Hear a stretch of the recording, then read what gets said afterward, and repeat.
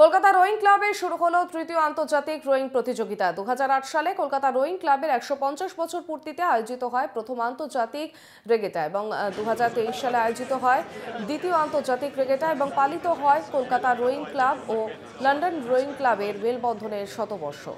2024 সালে পালিত হচ্ছে রবীন্দ্র সরোবরের 100 বছর এবং 1924 সালে লেক খনন হয় এবং কলকাতায় রোয়িং ক্লাব বর্তমান ঠিকানায় আসে।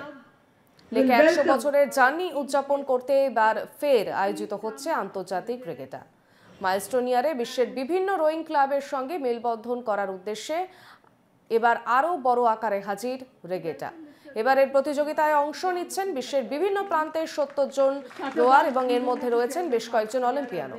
বৃহস্পতিবার থেকে শুরু হয়েছে প্রতিযোগিতা, চলবে 30শে নভেম্বর পর্যন্ত। বুধবার জমকালো অনুষ্ঠানের মধ্য দিয়ে উদ্বোধন হয় এই প্রতিযোগিতার।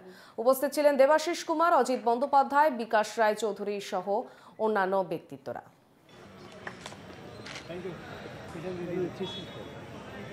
অভিনন্দন মিত্র।